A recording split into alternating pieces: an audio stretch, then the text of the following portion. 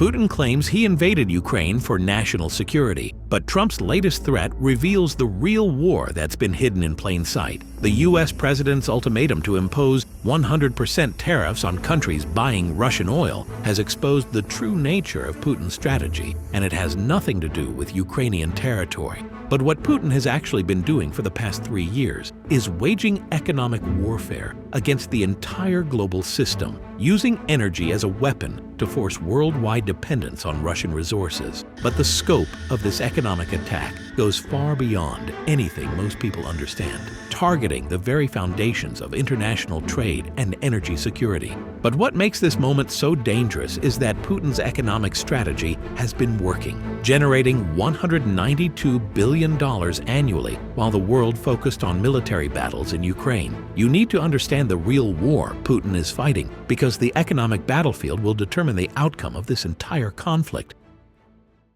When Vladimir Putin launched his special military operation in February 2022, the world focused on tanks and missiles, but the real weapon was already in motion. Putin wasn't just invading Ukraine. He was implementing a comprehensive strategy to weaponize global energy dependence and force the world economy to revolve around Russian resources. The invasion was never about Ukrainian territory. It was about demonstrating Russia's willingness to disrupt global stability to achieve economic dominance. According to the International Energy Agency, Russia generated approximately $192 billion last year from oil sales alone, with over 7 million barrels exported daily to countries that claim to oppose the invasion. But this wasn't accidental. It was the result of a carefully planned strategy to make Russian energy so essential to global markets that sanctions would be impossible to maintain. Putin had studied the 1973 oil crisis and understood that energy disruption could achieve what military force alone never could: the complete restructuring of global economic relationships. But what made this strategy particularly insidious was its use of the invasion as cover for economic warfare that targeted every nation on Earth, not just Ukraine. The tanks rolling toward Kyiv were a distraction from the real battle being fought in global energy markets.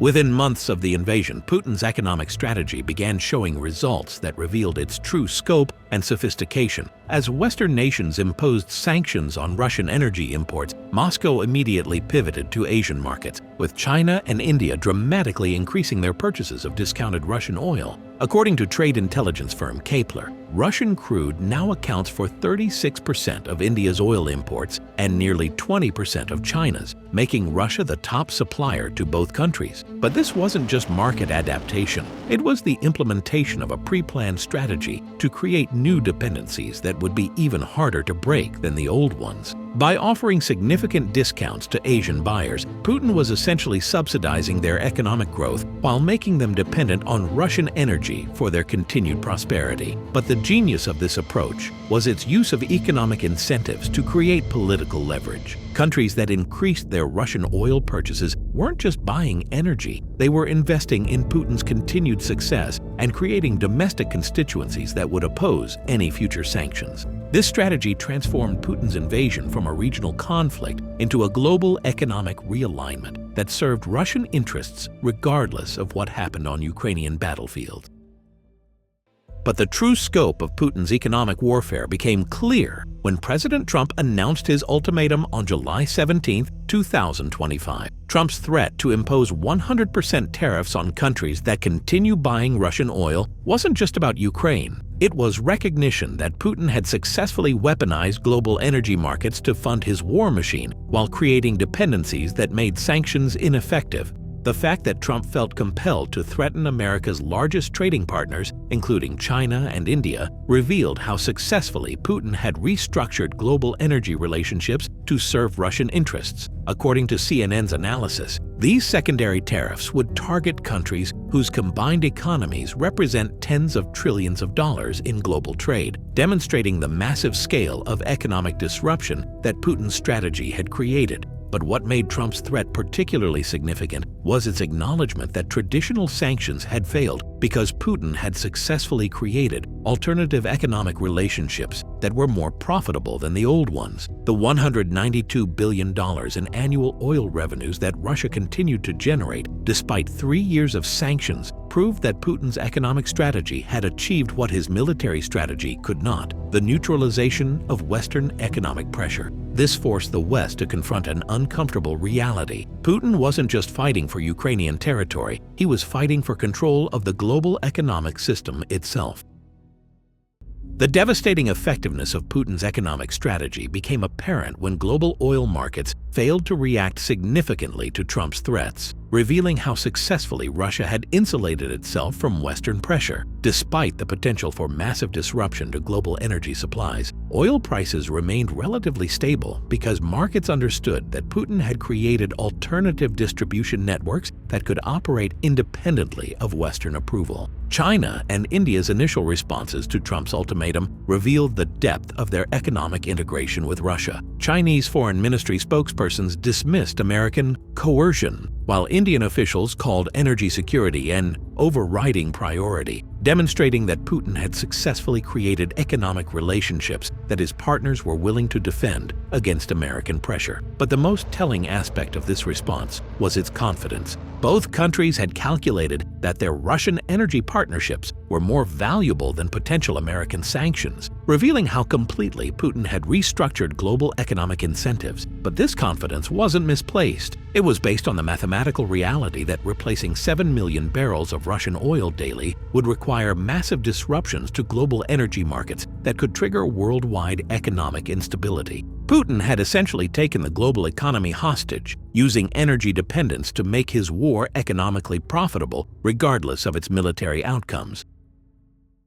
The true genius of Putin's strategy became apparent when energy analysts revealed the mathematical impossibility of replacing Russian oil without triggering global economic chaos. According to UBS commodity analyst Giovanni Staunovo, there is limited spare capacity in global oil markets, with limited way to compensate if there is a large disruption to Russian supplies. This wasn't an accident. It was the result of Putin's systematic strategy to make Russian energy so essential to global markets that removing it would cause more damage to his enemies than to Russia itself. The International Energy Agency's data showed that Russia's 7 million barrels of daily exports represented such a significant portion of global supply that their sudden removal could trigger price spikes that would devastate the very economies trying to sanction Russia. But Putin's strategy went beyond simple supply manipulation. By offering long-term contracts and infrastructure investments to key partners like China and India, Russia had created economic relationships that would be extremely costly to unwind, even if alternative suppliers could be found. This approach transformed Putin's energy exports from simple commodity sales into strategic partnerships that his customers had strong incentives to protect.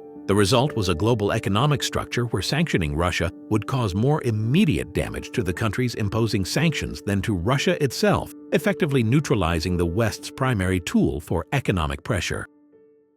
Recognizing the existential threat posed by Putin's economic strategy, Western leaders began implementing a coordinated response designed to break Russia's energy weapon permanently. Trump's threat of 100% tariffs represented just one element of a comprehensive strategy that included accelerated development of alternative energy sources, strategic petroleum reserve releases, and coordination with OPEC to increase production capacity. But the most sophisticated aspect of this response was its long-term focus on eliminating global dependence on Russian energy entirely. The European Union's announcement of a €2 trillion budget with massive investments in renewable energy and alternative suppliers represented a fundamental shift from managing Russian energy dependence to eliminating it completely. NATO's decision to increase defense spending to 5% of GDP by 2035 included significant investments in energy security infrastructure that would make future Russian energy blackmail impossible. But the most devastating aspect of this strategy for Putin was its irreversibility. Unlike military aid that could be reduced or eliminated, investments in alternative energy infrastructure would permanently reduce global dependence on Russian resources, eliminating Putin's primary source of economic leverage. This approach promised to transform Putin's energy weapon from a source of strength into a stranded asset that would become increasingly worthless as the world developed alternatives. Today, Putin's economic strategy faces the same mathematical reality that doomed his military strategy. He is fighting opponents with vastly superior resources and the institutional capacity to implement long-term solutions that will permanently eliminate his advantages. The West's combined GDP of $45 trillion gives it the financial capacity to absorb short-term energy disruptions while building alternative systems that will make Russian energy irrelevant. Trump's willingness to threaten 100% tariffs on major trading partners demonstrates that the West has finally recognized the true nature of Putin's strategy and is prepared to pay the short-term costs necessary to eliminate Russia's economic leverage permanently. But the most significant development isn't the West's economic response. It's the revelation that Putin's entire strategy was based on a fundamental miscalculation about Western resolve and capabilities. By weaponizing energy dependence, Putin forced the West to confront its vulnerabilities and develop solutions that will ultimately make Russia economically irrelevant. The economic war that Putin started to demonstrate Russian indispensability has instead triggered Western investments that will eliminate global dependence on Russian resources forever. Putin's greatest strategic weapon has become the catalyst for its own destruction. The invasion of Ukraine was never about Ukrainian territory. It was Putin's attempt to weaponize global energy dependence and restructure the world economy around Russian resources. But this economic warfare strategy has triggered a Western response that will permanently eliminate Russia's energy leverage and transform Putin's greatest weapon into a stranded asset. The real war Putin has been fighting isn't for Ukrainian cities, it's for control of the global economic system, and that war is now turning decisively against him. But the most significant revelation isn't Putin's economic strategy, it's the West's discovery of its own capacity to absorb short-term costs in order to eliminate long-term vulnerabilities. The economic battlefield that Putin chose to demonstrate Russian indispensability has instead become the arena where Russian irrelevance will be permanently established.